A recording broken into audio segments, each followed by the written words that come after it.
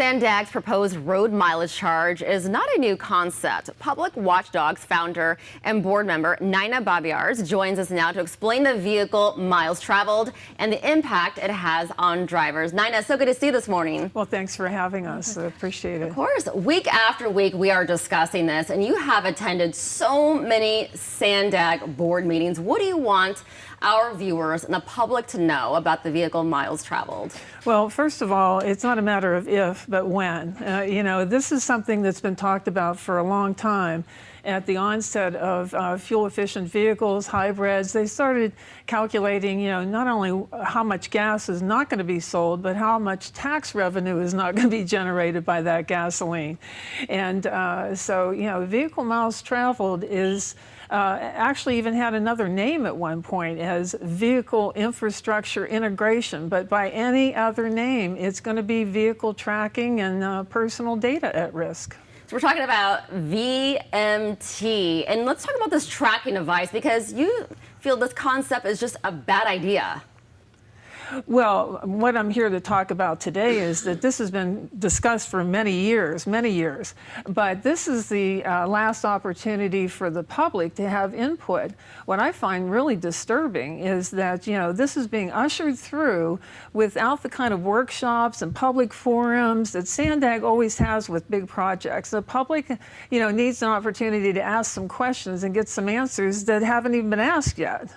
Well, a lot of people have questions. I was looking at your report, and one of them, will a DMV require proof of the hardware installation? Well, that's a good question, isn't it? And I mean, there are insurance questions. How are you going to bill for this? If they're going to charge for every mile, that means they're going to be tracking or monitoring in some shape or form every vehicle that's traveling on our roads. And who's going to regulate all of this data collected? Another good question. I mean, is this something that Sandag's going to administer, or is it going to be contracted out? And if it's contracted out, who's going to own that data? Are they going to sell that data? And I just want to make a comment that Sandag actually has been sued, and the only reason I know is because I was part of the class action suit that I received a check for $9.07. But my point being is that why has this been kept a secret? It was personal data that was compromised, and the public needs an opportunity to ask these questions and get some answers. And you were saying the public has a right to know what is really going on, but how can our viewers and the public get involved? Call your elected officials. Each one of these 18 cities has a representative on the Sandag board, and whether or not there's a weighted vote is not the question. The question is the public going to have an opportunity to have input on what the consequences and the costs are ultimately of vehicle miles traveled? And describe what it's like when you attend these Sandag board meetings for public comment. Do you find that a lot of constituents and the public and viewers go out there?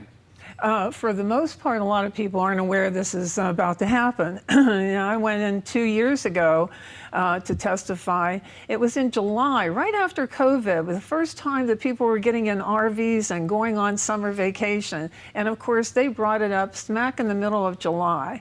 And they deferred the vote until December. But again, that was the first holiday after COVID when nobody was looking.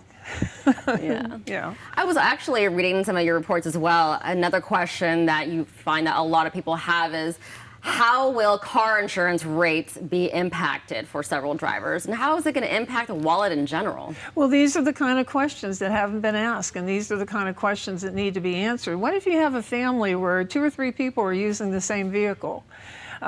For different things, or a couple of different vehicles, one for business and one for, the family.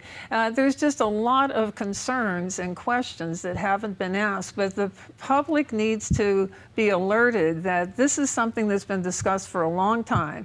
And this is kind of one of those situations, you better speak now or hold your peace, because it is coming. It's just a matter of when. For those who are watching and then say they don't want to contact Sandag, how can they get in touch with you and with Public Watchdogs? We have a lot of information on our website, and it details some of what they're not talking about. And so I invite the public to take a look at our website for more details and things that they can do in order to communicate their voice on this topic. And what is your website?